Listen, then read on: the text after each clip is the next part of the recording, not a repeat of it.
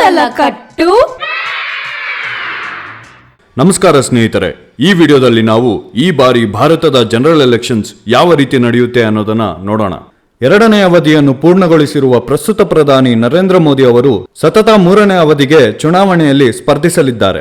1.4 ಶತಕೋಟಿ ಜನಸಂಖ್ಯೆಯಲ್ಲಿ ಸರಿಸುಮಾರು 96 ಕೋಟಿ ಜನರು ಈ ಬಾರಿ ಚುನಾವಣೆಯಲ್ಲಿ ಭಾಗವಹಿಸಲು ಅರ್ಹರಾಗಿದ್ದಾರೆ. ಇದನ್ನ ಪೂರ್ಣಗೊಳಿಸಲು 1 ತಿಂಗಳ ಅವಧಿಯ ನಿರೀಕ್ಷೆ ಇದೆ. ಇನ್ನೊಂದು ವಿಶೇಷತೆ ಏನಪ್ಪಾ ಅಂದ್ರೆ, ಆಂಧ್ರ ಪ್ರದೇಶ್, ಅರುಣಾಚಲ್ ಪ್ರದೇಶ್, ಒರಿಸ್ಸಾ ಮತ್ತು ಸಿಕ್ಕಿಂ ರಾಜ್ಯಗಳ ವಿಧಾನಸಭೆ ಚುನಾವಣೆಗಳು ಮತ್ತು 16 ರಾಜ್ಯಗಳ ಪೈಕಿ 35 ಉಪಚುನಾವಣೆಯ ಫಲಿತಾಂಶಗಳನ್ನು ಕೂಡ ಇದೇ ಚುನಾವಣೆ ಹೇಳುತ್ತದೆ. ಭಾರತವು 2 ಪ್ರಮುಖ ಪಕ್ಷಗಳೊಂದಿಗೆ ಬಹುಪಕ್ಷ ವ್ಯವಸ್ಥೆಯನ್ನು ಹೊಂದಿದೆ. ಅವುಗಳಲ್ಲಿ ಪ್ರಮುಖವಾದದ್ದು ಭಾರತೀಯ ಜನತಾ ಪಕ್ಷ ಮತ್ತು ಭಾರತೀಯ ರಾಷ್ಟ್ರೀಯ ಕಾಂಗ್ರೆಸ್. 2014ರಿಂದ ನರೇಂದ್ರ ಮೋದಿ ಅವರ ನೇತೃತ್ವದಲ್ಲಿ ಭಾರತೀಯ ಜನತಾ ಪಕ್ಷವು ದೇಶವನ್ನು ಆಳುತ್ತಿದೆ. 17ನೇ ಲೋಕಸಭೆಯ ಅಧಿಕಾರ ಅವಧಿಯು 16 ಜೂನ್ 2024ರಂದು ಕೊನೆಗೊಳ್ಳಲಿದೆ. ಹಿಂದಿನ ಚುನಾವಣೆಯು ಏಪ್ರಿಲ್ ಮತ್ತು ಮೇ 2019ರಲ್ಲಿ ನಡೆಯಿತು. ನಂತರ ಭಾರತೀಯ ಜನತಾ ಪಕ್ಷದ ನ್ಯಾಷನಲ್ ಡೆಮಾಕ್ರೆಟಿಕ್ ಅಲಯನ್ಸ್ ಅಂದ್ರೆ NDA ಗವರ್ಮೆಂಟ್ ಕೇಂದ್ರ ಸರ್ಕಾರವನ್ನು ರಚಿಸಿತು. ಈ ಅವಧಿಯಲ್ಲಿ ಮೋದಿ ಅವರು ಪ್ರಧಾನಿಯಾಗಿ ಮುಂದುವರಿಸಿದರು. ಭಾರತದ ಸಂವಿಧಾನದ 83ನೇ ಆರ್ಟಿಕಲ್ನ ಪ್ರಕಾರ 5 ವರ್ಷಗಳಿಗೊಮ್ಮೆ ಲೋಕಸಭೆಗೆ ಚುನಾವಣೆಯನ್ನು ನಡೆಸಬೇಕು. ಎಲ್ಲ 543 ಚುನಾಯಿತ ಸಂಸದರು ಮೊದಲ, ಹಿಂದಿನ, ನಂತರದ ಮತದಾನವನ್ನು ಬಳಸಿಕೊಂಡು ಏಕಸದಸ್ಯ ಕ್ಷೇತ್ರಗಳಿಂದ ಚುನಾಯಿತರಾಗುತ್ತಾರೆ. ಸಂವಿಧಾನದ 104ನೇ ತಿದ್ದುಪಡಿಯು ಆಂಗ್ಲೋ ಇಂಡಿಯನ್ ಸಮುದಾಯಕ್ಕೆ ಮೀಸಲಾಗಿದ್ದ 2 ಸ್ಥಾನಗಳನ್ನು ರದ್ದುಗೊಳಿಸುತ್ತದೆ. 2024ರ ಚುನಾವಣೆಗೆ 96.8 ಕೋಟಿ ಜನರು ಮತ ಚಲಾಯಿಸಲು ಅರ್ಹರಾಗಿದ್ದಾರೆ. 2019ರ ಚುನಾವಣೆಗಿಂತ ಸುಮಾರು 15 ಕೋಟಿ ಜನರು ಹೆಚ್ಚಾಗಿದ್ದಾರೆ.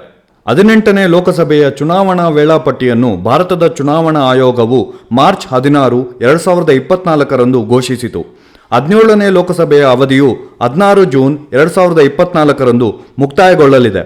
18ನೇ ಲೋಕಸಭೆಯ 543 ಸದಸ್ಯರನ್ನು ಆಯ್ಕೆ ಮಾಡಲು ಭಾರತದಲ್ಲಿ ಏಪ್ರಿಲ್ 19ರಿಂದ ಜೂನ್ 1ರವರೆಗೆ ಚುನಾವಣೆ ನಡೆಯಲಿದೆ. ಈ ಬಾರಿಯ ಚುನಾವಣೆ ಒಟ್ಟು 7 ಹಂತದಲ್ಲಿ ನಡೆಯುತ್ತದೆ ಹಾಗೂ ಇದರ ಫಲಿತಾಂಶವನ್ನು ಜೂನ್ 4, 2024ರಂದು ಪ್ರಕಟಿಸಲಾಗುವುದು.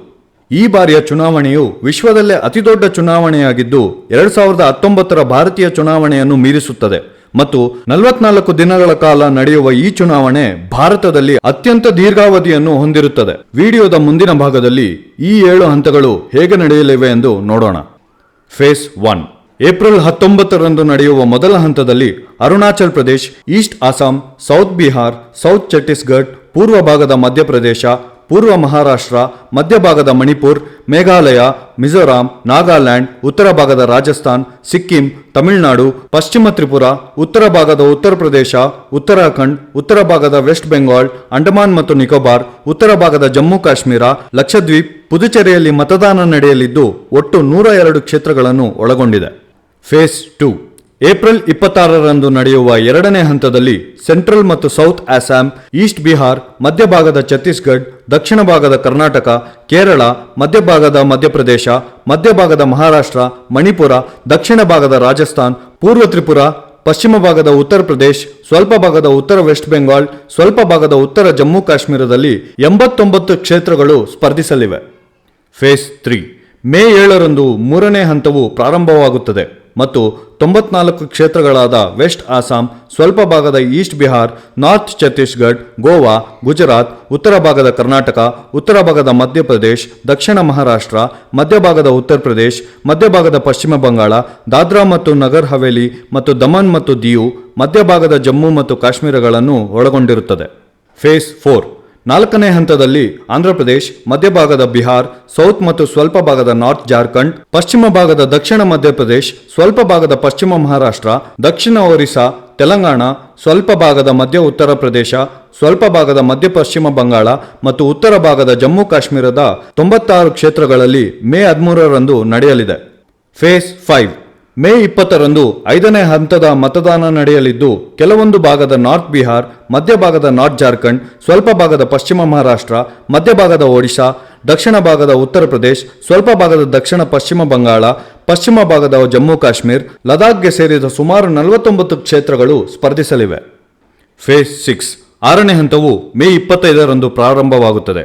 ಅಲ್ಲಿ ನಾರ್ತ್ ಬಿಹಾರ, ಹರಿಯಾಣ, ಪೂರ್ವ ಭಾಗದ ಸೌತ್ ಜಾರ್ಖಂಡ್, ಉತ್ತರ ಭಾಗದ ಒಡಿಶಾ, ಸ್ವಲ್ಪ ಭಾಗದ ಪೂರ್ವ ಉತ್ತರ ಪ್ರದೇಶ, ದಕ್ಷಿಣ ಭಾಗದ ಪಶ್ಚಿಮ ಬಂಗಾಳ ಮತ್ತು ದೆಹಲಿಯಲ್ಲಿ ಮತದಾನ ಪ್ರಕ್ರಿಯೆ ನಡೆಯಲಿದೆ. ಇದು ಒಟ್ಟು 57 ಕ್ಷೇತ್ರಗಳಲ್ಲಿ ನಡೆಯಲಿದೆ.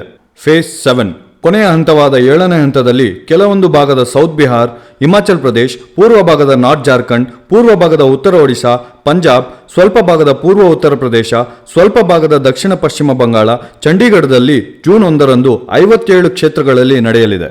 ಅರ್ಹ ಮತದಾರರು ಭಾರತೀಯ ನಾಗರಿಕರಾಗಿರಬೇಕು, 18 ವರ್ಷ ಅಥವಾ ಅದಕ್ಕಿಂತ ಹೆಚ್ಚಿನ ವಯಸ್ಸಿನವರಾಗಿರಬೇಕು, ಕ್ಷೇತ್ರದ ಮತದಾನ ಪ್ರದೇಶದ ಸಾಮಾನ್ಯ ನಿವಾಸಿಯಾಗಿರಬೇಕು ಮತ್ತು ಮತ ಚಲಾಯಿಸಲು ಚುನಾವಣಾ ಪಟ್ಟಿಯಲ್ಲಿ ಹೆಸರು ನೋಂದಾಯಿಸಿರಬೇಕು. ಭಾರತದ ಚುನಾವಣಾ ಆಯೋಗವು ನೀಡಿದ ವೋಟರ್ ಐಡಿಯನ್ನು ಹೊಂದಿರಬೇಕು. ಚುನಾವಣೆಗೆ ಸಂಬಂಧಪಟ್ಟ ಅಪರಾಧಿಗಳಿಗೆ ಶಿಕ್ಷೆಗೊಳಗಾದ ಕೆಲವು ಜನರನ್ನು ಮತದಾನದಿಂದ ತಿರಸ್ಕರಿಸಲಾಗುವುದು.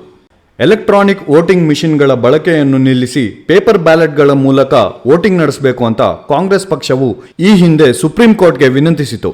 ಆದರೆ ಈ ರೀತಿ ಮಾಡೋದ್ರಿಂದ ಎಲೆಕ್ಟೋರಲ್ ಫ್ರಾಡ್ ಜಾಸ್ತಿ ಆಗ್ಬೋದು ಅಂತ ಭಾವಿಸಿ ಸುಪ್ರೀಂ ಕೋರ್ಟ್ ಈ ಸೂಚನೆಯನ್ನ ಮಾರ್ಚ್ 2024ರಲ್ಲಿ ತಿರಸ್ಕರಿಸಿತು.